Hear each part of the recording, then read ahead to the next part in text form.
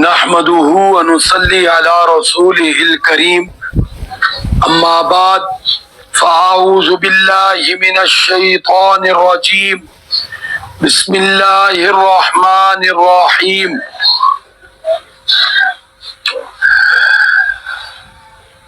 وجعلوا بينه وبين الجنة نسبا وَلَقَدْ عَلِمَتِ الْجِنَّةُ إِنَّهُمْ لَمُحْضَرُونَ سُبْحَانَ اللَّهِ عَمَّا يَصِفُونَ إِلَّا عِبَادَ اللَّهِ الْمُخْلَصِينَ فَإِنَّكُمْ وَمَا تَعْبُدُونَ مَا أَنْتُمْ عَلَيْهِ بِفَاتِنِينَ إِلَّا مَنْ هُوَ صَالِ الْجَحِيمِ وَمَا مِنَّا إِلَّا لَهُ مَقَامٌ مَعْلُومٌ صدق اللہ العظیم۔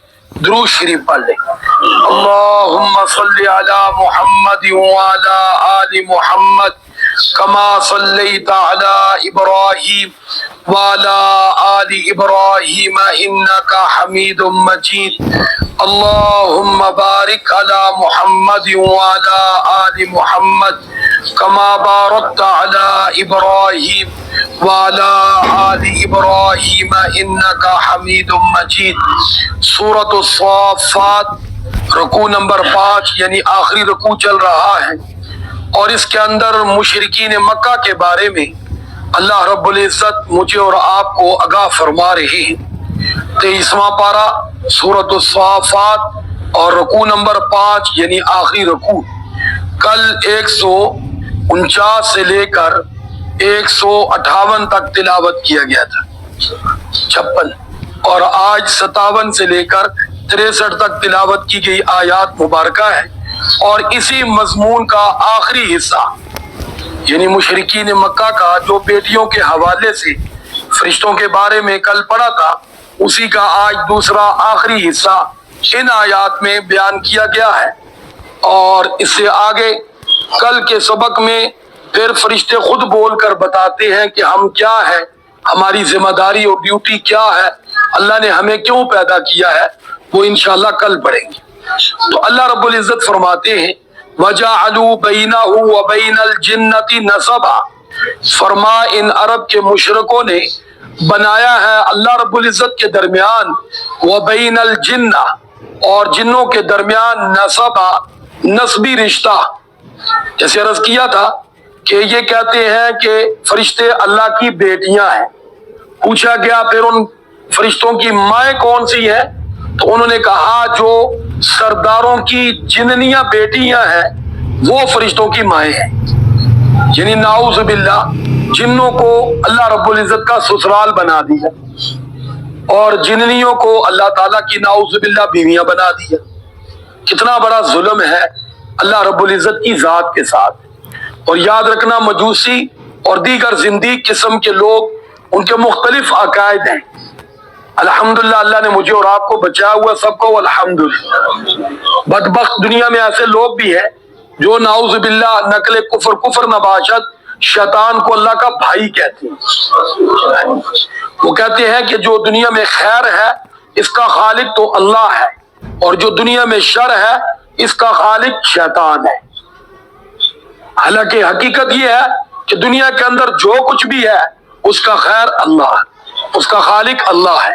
خیر کا خالق بھی اللہ ہے اور شر کا خالق بھی اللہ ہے۔ خیر کو کیوں بنایا؟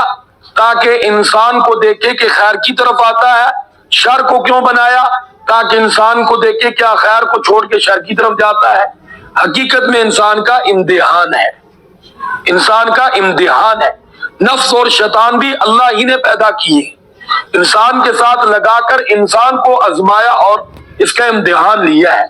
تو اس لیے ساری کائنات کے ذرے ذرے کا خالق کون ہے؟ بولو، اللہ رب العزت ہے، اللہ رب العزت ہے۔ بہرحال اللہ رب العزت فرماتے ہیں کہ انہوں نے یہ بات کہہ کر اپنی جانوں پہ بہت بڑا ظلم کیا ہے، کیونکہ اس کا وبال ان کو پہنچے گا، اس کی سزا ان کو پہنچے گی۔ فرمایا وَلَقَدْ عَلِمَتِ الْجِنَّةُ إِنَّهُمْ لَمُحْضَرُونَ، رہے جنات وہ اپنے بارے میں اچھی طرح جانتے ہیں۔ اور یہ بات ذہن میں رکھیں، یہ جنوں کا عقیدہ نہیں ہے، یہ انسانوں کا ذکر کیا جا رہا ہے۔ کن کا ذکر کیا جا رہا ہے؟ تو وہی بات ہے انسان جب اللہ معاف کرے سیدھے راستے سے پھسلتا ہے نا تو پھر وہ کچھ بولتا ہے، اللہ معاف کرے سننے والا بھی حیران رہ جاتا ہے۔ جس طرح یہ پھسلے ہیں تو ان کے بارے میں کہہ رہے ہیں جن کو خود انہوں نے دیکھا بھی نہیں ہے۔ کن کو؟ فرشتوں کو۔ کسی انسان نے فرشتہ دیکھا؟ بولو بھائی۔ پاک پیغمبر صلی اللہ علیہ وسلم فرماتے ہیں میں نے جبرائیل امین کو 2-3 دفعہ سے زیادہ نہیں دیکھا۔ خود حضور آقا صلی اللہ علیہ وسلم جن پر سینکڑوں مرتبہ جبرائیل آئے، 23 سال مسلسل وقتاً فوقتاً کون آتے رہے؟ بولو جبرائیل امین۔ اور دیکھا کتنی مرتبہ؟ جی رمضان المبارک میں ہر روز آ کر دور کرتے تھے، قرآن سنتے سناتے تھے، لیکن دیکھنا نہیں تھا۔ یہ بھی آپ ذہنوں میں رکھیں، دیکھنا نہیں تھا۔ کس میں؟ اپنی اصلی شکل۔ عموماً آتے تھے، ایک صحابی تھے دہیہ قلبی رضی اللہ عنہ، اس کی شکل میں آتے تھے، یعنی انسان کی اصل میں جو عرض کرو کتنی؟ 2-3 دفعہ اصل میں۔ تو جب حضور آقا صلی اللہ علیہ وسلم نے جو اتنی مبارک اعلیٰ ہستی ہے ان کے بارے میں تو عام آدمی کے بارے میں تو ہے ہی نہیں کہ آپ نے کبھی دیکھا فرشتے کو؟ آپ کے آباء و اجداد نے جن کو دیکھا ہے تو پھر تو بتاؤ یہ جو رشتہ جوڑا جا رہا ہے اور جوڑنے والا کون ہے؟ انسان جس نے دیکھا ہی نہیں۔ تو کتنا بڑا جھوٹ بولتا ہے وہ انسان جو یہ بات کہتا ہے۔ جو اللہ یہاں ذکر فرما رہے اس سے بڑا انسان تو کوئی ایسا انسان سے بڑا کوئی جھوٹا ہے؟ بولو بھائی۔ نہ اس نے فرشتوں کو دیکھا، نہ اس نے جنوں کو دیکھا، نہ اس نے اللہ تعالیٰ کو دیکھا، لیکن جب راستے سے بھٹکا تو یوں بھٹکا کہ وہ رشتہ جوڑ دیا کہ جو انسان کی تصور سے بھی بلند ہے۔ تو اللہ رب العزت فرماتے ہیں جن اپنے بارے میں جانتے ہیں، اور میں نے پھر کروں گا یہ جنوں کا عقیدہ نہیں ہے، یہ عقیدہ کس کا؟ بولو انسانوں کا۔ جہاں وہ عرب کے گئے آگے ان کے پیچھے چلنے والے بھی اللہ معاف کرے دنیا میں موجود ہیں۔ تو بہرحال فرمایا جن اپنے بارے میں جانتے ہیں انہم لمحضرون، بے شک وہ اللہ تعالیٰ کی بارگاہ میں مجرم کی حیثیت سے پیش ہوں گے۔ کون سے جن؟ جو سرکش جن ہیں۔ جس طرح شیطان یہ بھی جنوں میں سے ہے، یہ بھی مجرم کی حیثیت سے پیش ہوگا، اور شیطان کو پتا ہے کہ میرا ٹھکانہ جہنم ہے، اس لیے تو وہ دوسروں کو بھی بہکاتا ہے کہ اکیلا نہیں جاؤں گا، اوروں کو بھی ساتھ لے کے جاؤں گا۔ اس لیے اللہ رب العزت فرماتے ہیں ان کو پتا ہے اپنے بارے میں۔ اور آگے اللہ رب العزت فرماتے ہیں سبحان اللہ عما یصفون، یہ جو باتیں اللہ رب العزت کے بارے میں شرک کی کرتے ہیں اللہ ان سے پاک ہے۔ اللہ ان سے بولو کیا ہے؟ پاک ہے۔ یہ انسان کی منہ کی باتیں ہیں، اور انسان جو کہے وہ کوئی سارا ٹھیک نہیں ہوتا۔ ہاں جو اللہ رب العزت نے فرمایا وہ بولے، جو محمد صلی اللہ علیہ وسلم نے ارشاد فرمایا وہ بولے، وہ حق ہے، وہ سچ ہے۔ اور جو یہ اپنی طرف سے من گھڑت باتیں کہتا ہے فرمایا کہ اللہ تعالیٰ ان سے پاک ہے۔ پھر اللہ رب العزت فرماتے ہیں الا عباد اللہ المخلصین، ہاں جنوں میں میرے مخلص بندے بھی ہیں جو قیامت والے دن آئیں گے اور انعام پائیں گے۔ انسانوں میں بھی اللہ کے مخلص بندے، جس طرح سب کہہ دو الحمدللہ، فی الحال کی گھڑی اللہ آگے بھی ہمیں شرک سے بچائی رکھے۔ ہم میں سے الحمدللہ کوئی بھی مشرک نہیں، سب کہہ دو الحمدللہ۔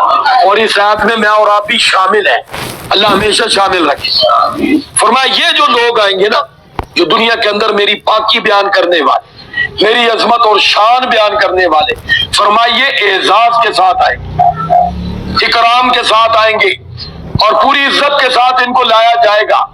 بلکہ وہ تو اللہ کی عدالت ہوگی جہاں عزت ہوگی۔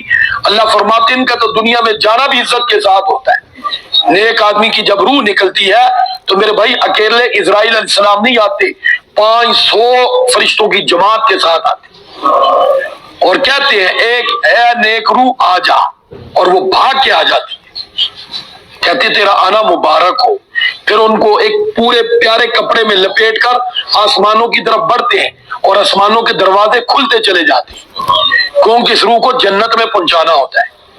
نیک آدمی کی روح جنت میں جاتی ہے، اور برے آدمی کی روح وہ زمین پہ پھٹک دی جاتی ہے، نیک آدمی کی جنت میں چلی جاتی۔ تو یہاں اللہ تعالیٰ نیک لوگوں کا ذکر فرما رہے کہ سارے ایک جیسے نہیں ہیں، زمین پر سارے مشرک نہیں رہتے، اللہ کے ماننے والے بھی موجود ہیں۔ الحمدللہ ان 1400-1500 سال بعد میں اور ابائے یعنی حضور کے زمانے کے بعد لیکن الحمدللہ ہم حضور کی تعلیم اسی طرح مانتے جس طرح حضور نے فرمایا تھا، جس طرح حضور نے صحابہ کے سامنے بیان کی۔ الحمدللہ ہمارا اسی طرح ایمان ہے جس طرح کون لائے بولو بھائی، صحابہ۔ اور ہمیں حکم بھی ہے فَإِنْ آمَنُوا بِمِثْلِ مَا آمَنْتُمْ بِهِ، کہ تم ایمان لاؤ صحابہ کی طرح پھر تمہارا ایمان قبول ہوگا، عمل کرو صحابہ کی طرح پھر تمہارا عمل کیا ہوگا بولو، قبول ہوگا۔ تو اللہ تعالی ہمیں ایمان اور عمل صحابہ کرام کی طرح لانے کی اور عمل کرنے کی توفیق عطا فرمائے۔ پھر اللہ رب العزت فرماتے ہیں فَإِنَّكُمْ وَمَا تَعْبُدُونَ، اب چیلنج اللہ کر رہا ہے کن کو؟ مشرکوں کو۔ فرمایا تم لوگ اور وما تعبدون، میرے سوا جن کی تم عبادت کرتے ہوئے مشرکو، ما انتم علیہ بفاتنین، تم میرے مقابلے میں میرے بندوں کو پھسلانا بہکانا چاہو تو تمہیں چیلنج ہے، بہکا لو، کوئی تمہارے بہکاوے میں نہیں آئے گا، الا مگر وہی آئے گا من هو صال الجحیم، جس نے اپنے اوپر بدبختی مسلط کر لی ہوگی، جس نے اپنے آپ کو بدبختی کے راستے پہ چلا لیا ہوگا، جس نے اپنے آپ کو نفس اور شیطان کے حوالے کر دیا ہوگا، فرمایا وہی تمہارے بہکاوے میں آئے گا جس نے اپنے آپ کو جہنم کا مستحق بنا لیا ہوگا۔ جس کے اندر تھوڑی سی بھی ایمان کی رتی ہو، جو تھوڑا سا بھی اللہ کی طرف متوجہ ہوتا ہو، جو تھوڑا بھی اللہ سے ڈرنے والا ہو، وسوسہ اور شیطان حملہ کرے اور فوراً کہ لا حول ولا قوت الا باللہ، وہ کبھی نفس اور شیطان کے بہکاوے میں نہیں آئے گا۔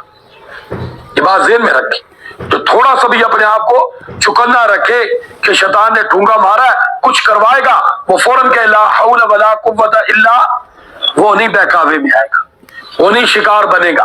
ہاں وہی بنے گا جو کہے گا میں تو روزہ نہیں رکھ سکتا، میں تو نماز نہیں پڑھ سکتا، مجھے تو ٹائم نہیں ملتا، میرے پاس تو فرصت نہیں ہے۔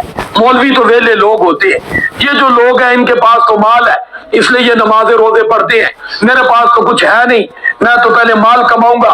اس کو شیطان شکار کر لیتا ہے، وہ شیطان کے بہکاوے میں آ جاتا ہے۔ لیکن جو کہے نہیں نماز اللہ کا حکم ہے، میں نے پہلے اللہ کا حکم ہے میں نے پہلے پڑھنی ہے، روٹی ملے یا نہ ملے، روزہ اللہ کا حکم ہے، مجھ سے کوئی کام ہو یا نہ ہو، میں نے روزہ پہلے رکھنا ہے، کام بعد میں سوچنا ہے، یہ کبھی شیطان کے بولو بہکاوے میں نہیں آئے گا۔ جو تلاوت قرآن پاک کرے کہے قرآن تو پہلے پڑھوں گا باقی کام بعد میں کروں گا، سپارہ 2 سپارہ 1 2 آیت ہی پڑھ لوں، وہ کبھی شیطان کے بولو بہکاوے میں وہی آئے گا جو نیکی کی طرف پش کرے گا، شیطان کی طرف رخ کرے گا، شیطان اچک لے گا، اور جو شیطان کی طرف پش کرے گا اللہ کی طرف رخ کرے گا۔ اللہ فرماتے تم اور تمہارے میرے سوا جتنے معبود ہیں، شیطانوں کو چیلنج ہے میرے اس بندے کو بہکا کے دکھاؤ، وہ کبھی بولو بہکاوے میں نہیں آئے گا۔ بڑے بازار میں جس بچے نے باپ کا ہاتھ تھاما ہوا ہو اس بچے کو نہ کوئی ورغلا سکتا ہے نہ کوئی اغوا کر سکتا ہے، جو اپنے باپ کا ہاتھ چھوڑ دے وہ آپ جانتے ہیں پھر کہاں پہنچ جائے گا۔ اس دنیا کے میلے کے اندر بھی جس نے اللہ اور اللہ کے رسول کے راستے کو پکڑ لیا اس پر چل پڑا، خواہ تھوڑا تھوڑا ہی چل رہا ہے، خواہ وہ کہتے ہیں گھسٹ گھسٹ کے چل رہا ہے، انشاءاللہ اس کا انجام اچھا ہی ہوگا، انجام اس کا بد ہوگا جس نے سیدھے راستے کو کیا کر دیا بولو، چھوڑ دیا۔ اللہ ہم سب کو سمجھ نصیب فرمائے۔ وآخر دعوانا ان الحمدللہ رب العالمین۔